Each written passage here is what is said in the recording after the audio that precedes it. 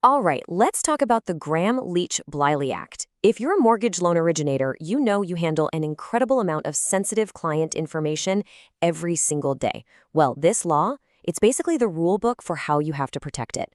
We're going to break down exactly what you need to know to stay on the right side of the law.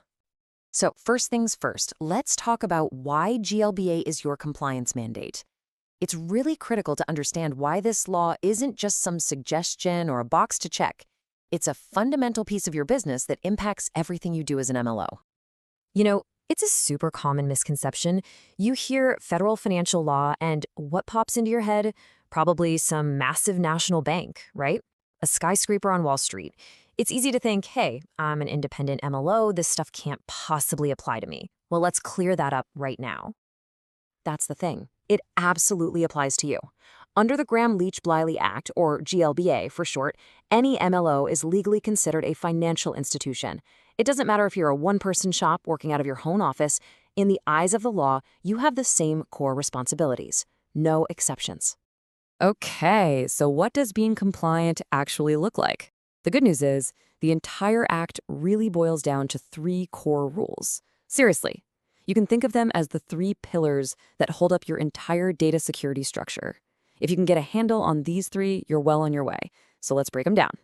And here they are. This is basically your roadmap for everything GLBA. Now you'll see the term NPI, that just stands for non-public personal information. It's all that sensitive client data at the heart of this law. So you've got the privacy rule, which is about how you share that data. Then there's the safeguards rule, which is about how you protect it. And finally, the pretexting rule, which is all about preventing fraud. Let's dig into that first pillar, the privacy rule. This one is all about communication and being totally upfront with your clients about how their personal information is being handled. So what this means for you, day to day, is transparency and control. You have to give your clients a clear, easy-to-read privacy notice right at the start of your relationship and then once a year after that. That notice has to spell out what you collect and who you might share it with. And here's the big one. You have to give them the ability to say no, to opt out of having their information shared with certain third parties. It's all about putting them in the driver's seat. Next up, we have the safeguards rule. And honestly, this is the most hands-on part of the law. This is where you actually have to build your defenses to protect that client data. The law requires you to create and maintain a formal, written information security program. Just think of this as the actual blueprint for your digital fortress. It's not enough to just say you're keeping data safe. You need a detailed, documented plan that outlines all the ways you're protecting it, from your computer systems to your physical files. And your plan needs these 5 key ingredients. It all starts with a risk assessment. You got to know where your weak spots are. Then you implement the actual protections, like data encryption and strong access controls. Number 3 is huge. Train your people, because human error is so often the weakest link. You're also on the hook for your vendors, so you need to make sure they're secure too. And finally, you have to have a plan for what to do when, not if, a breach happens. All right, on to our third and final pillar. This is the pretexting rule, and it's really all about preventing fraud before it even gets started. This one's pretty simple to wrap your head around.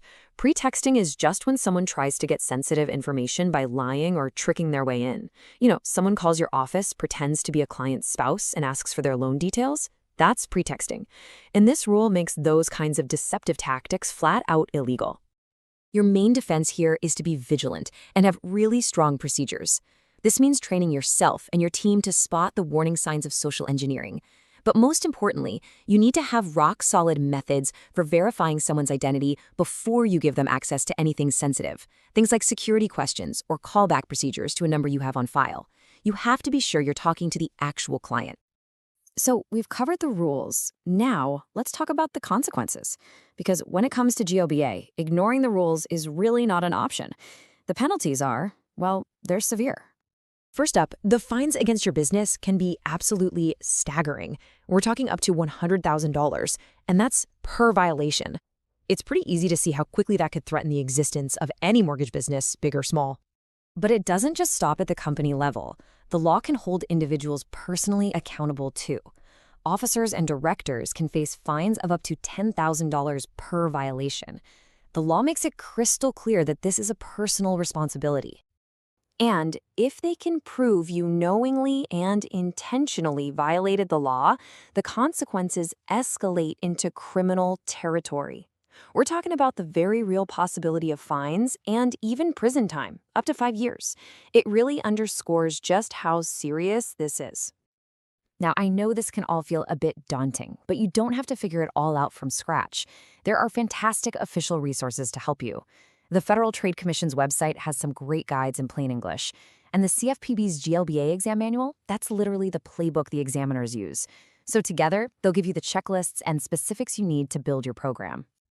So here's what I want you to take away from all this. I want you to go back and really look at your own business practices. Ask yourself honestly, is my client data really secure enough? Think about those 3 pillars: privacy, safeguards, and pretexting.